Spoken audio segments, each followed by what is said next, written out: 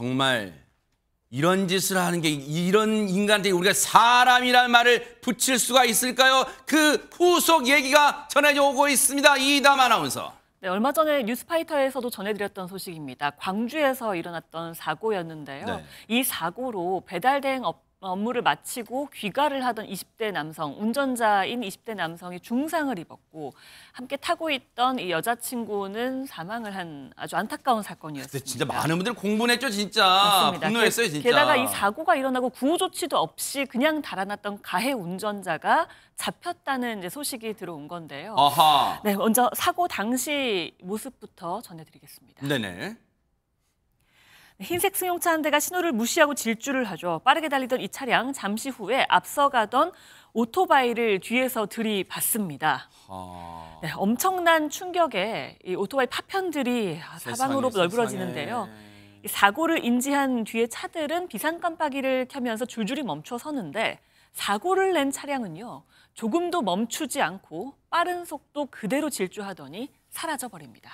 사실 여러분 뭐 사고, 사건, 뭐 거기서 거기 단어가 뭐 중요하겠냐 했지만 그쵸? 단어가 중요한 건 아닌데 저는 이건요.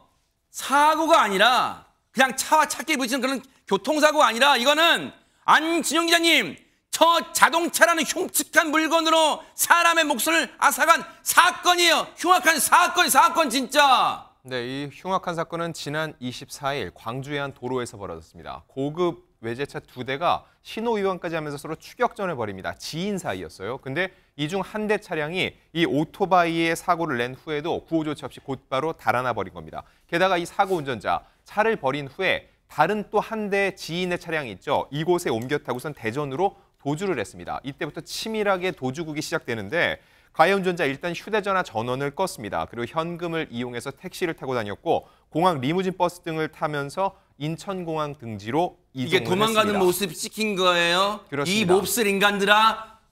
네 말씀하시죠. 네네.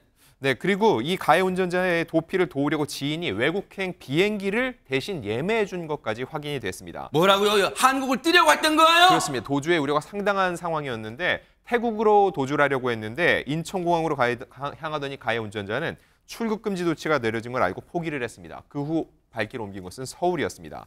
이후 서울에서는 고교 동창을 만나서 도피 행각을 이어갔는데 이때도 현금만 이용하는 치밀함을 보였지만 도주 이틀 만인 어젯밤 서울 강남의 유흥가 노상에서 결국 붙잡혔습니다. 여러분, 이런 제가 진짜 알고 있는 표현을 쓰고 싶은데 방송이라서 못 쓰지만요. 이것들이 인간입니까? 사람입니까? 자기들끼리 고급 외제차로 도심 한복판에서 지들끼리 거기 서라 잡아라 추격전을 벌이다가 이런 무모한 짓을 하다가 무고한 사람 목숨을 앗아갔다는 거예요. 그러고 나서도 한국을 뜨려고 외국으로 도주하려고 거기에다가 자기 아는 사람까지 동원해서 이 도움 준 사람들까지 이 사람도 아니에요. 이런 인간까지 싹 잡아들여야 되는데 아니 장유미 변호사님 이 인간들이 이 몹쓸 인간들이 한국을 이렇게까지 필사적으로 뜨려고 했던 이유가 뭡니까? 경찰이 포착한 건 음주 정황이었습니다. 이런 도심에서의 추격전뿐만 아니라 술을 마시고 운전대를 잡았다는 정황이 확보가 됐던 건데요. 경찰은 CCTV 영상을 통해서 일단 이 가해 운전자가 주점에서 나오는 모습 포착을 했고요. 또 식당에서 술값을 계산한 그런 영수증 내역, 그리고 주변인들의 진술까지 확보한 상황입니다. 게다가 경찰은 사고를 낸 고급 외제차가 대포차일 가능성이 매우 높다고 보고 있는데요. 일단 처음에 보도된 대로 서울 소재 법인 명의의 차량인 것까지는 확인이 됐는데 일단 이 가해 운전자는 해당 법인과는 무관한 사람으로 파악이 되기도 했습니다. 또 해당 차량 보험에도 가입되어 있지 않았습니다. 이 인간들아, 고급 외제차만 타고 다니면 당신들의 인격도 올라간 줄 알고 착하고 사는 거야?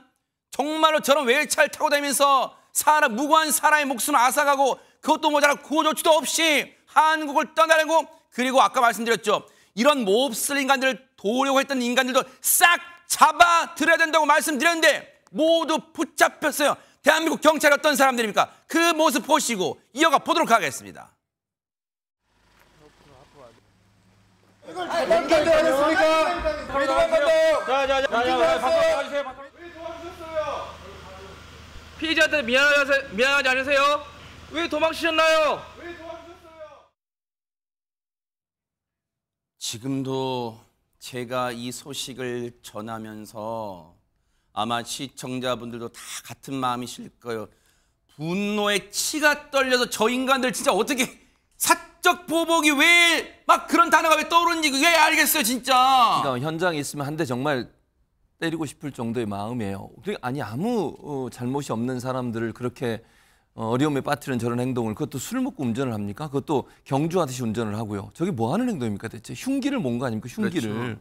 근데 저 사람 창피한 줄 아나 봐요. 얼굴 가리라고 애를 썼고요. 지금 화면에 보시는 것처럼 겉옷을 가지고 자기 얼굴 가리고 경찰에 둘러싸여서 압송이 되는 장면이 지금 화면에 나가고 있는데, 반면에요, 피해를 당한 20대 여성 있잖아요. 이 여성 같은 경우에는 사망을 해서 어제 발인이 엄수가 됐습니다. 세상에. 그러니까 이 어린 딸을 갑작스럽게 사고로 잃은 이 부모님 마음은 어떻겠습니까? 그러니까요. 고인의 아버지는 슬픔을 추스리지 못해서 한동안 말을 잇지 못했고요. 왜 안 그러겠어요, 세상에. 딸의 마지막 가는 길을 배웅하면서 이분이 했던 말이 있어요. 가슴이 찢어지는 것 같아 너무 마음 아프다. 고생만 하던 딸은 이미 저 세상 사람이 됐다라고 오열을 했고요. 사고 현장에서 같이 있었던 남자 있지 않습니까? 네. 운전했던 남자는 여자친구는 죽었나요라고 묻기도 했었어요. 이 사람도 지금 중상을 입어서 현재 치료를 받고 있는 상황이기 때문에 이 말을 듣는 순간 또 얼마나 낙심했을까 이런 생각도 들어서 참 가슴 아픈 사연이라는 생각이 들었습니다. 지금 그 오토바이를 운전하고 있던 지금 사망하신 분의 남자친구분이 지금 중상을 입고 치료 중이신데, 글쎄요, 저희가 가늠할 수는 없어요. 지금 여자친구분의 사망 소식을 접했는지는 저희가 알 길은 없지만, 오죽하면 주변 분들이 그 말을, 저희가 이 사고 소식을 처음 전할 때만 해도 주변 분들이 차마 말을 못했다는 거 아니에요. 너무 충격이 클까봐 이 남자분의 첫 마디가, 제 여자친구는 괜찮나요? 죽었나요? 그거보다 걱정했다는 거 아니야? 그 안위를, 그 여자친구의 안위부터 걱정했다는 거 아니에요, 이 남자분은. 그런데 보세요, 장윤배 선생님, 저 몹쓸 인간들이요, 저 아마 같은 인간들이 만약에 진짜 한국을 떠서, 즉 외국으로 도주를 했다면 저 인간들 잡기가 진짜 어려웠을 것 같아요. 충분히 그럴 가능성이 있었죠. 다른 사람을 시켜서 항공권을 예매하는 등 굉장히 주도 면밀하게 움직였기 때문에 경찰도 사실 이 가해자를 검거하는데 상당한 노력을 기울인 게 사실입니다.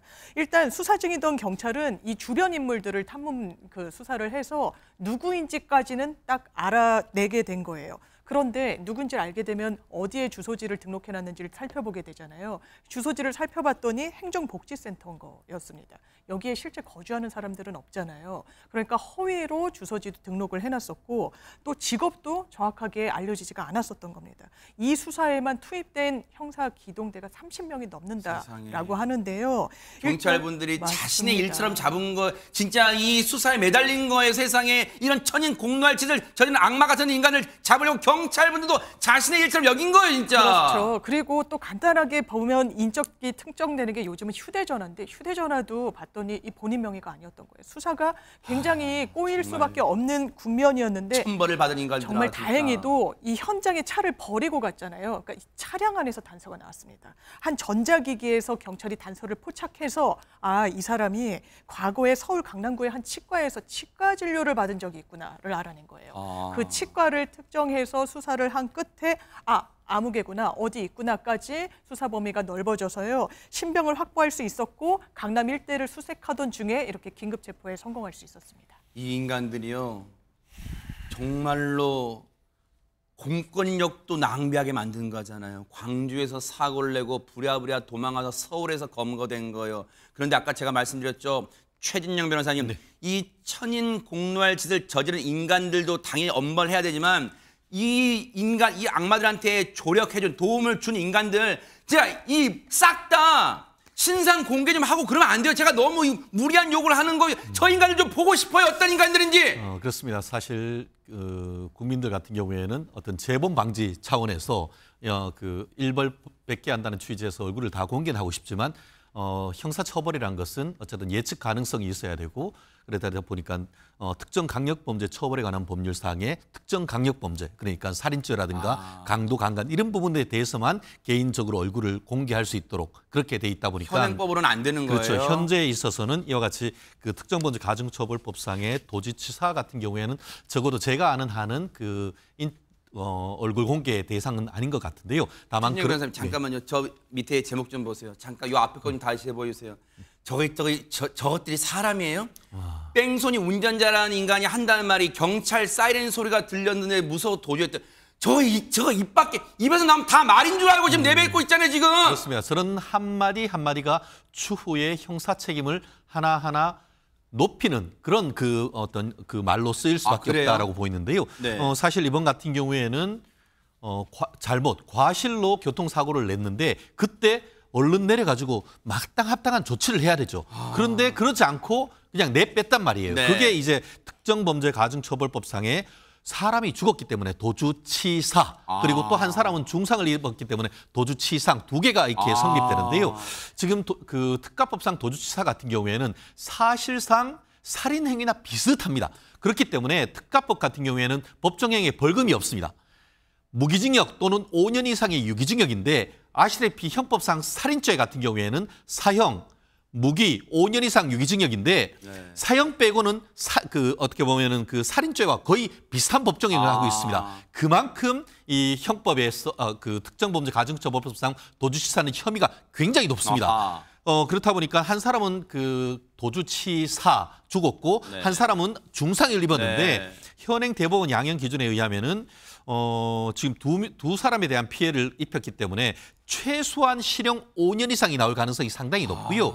직접 운전하는 사람 옆에도 보면은 같이 탔다는 사람 거기 같은 경우에도 마치 음주운전 방조하듯이 이 도주치사 방조될 가능성이 상당히 높고 더불어서 해외 도피까지 하려고 했다.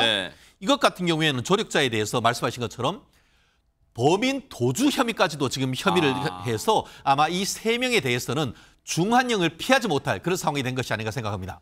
정말로 어처구니 없는 음주운전이라는 이 어처구니 없고 무모한 짓 때문에 정말 무고한 목숨을 앗아갔어요. 너무너무 원통하고요. 그리고 이 땅에서 이 대한민국 땅에서 음주운전 이 4글자가 완전히 사라지는 그날까지 뉴스파이터 눈 부릅뜨고 여러분과 함께 그런 인간들을 고발해 보도록 하겠습니다.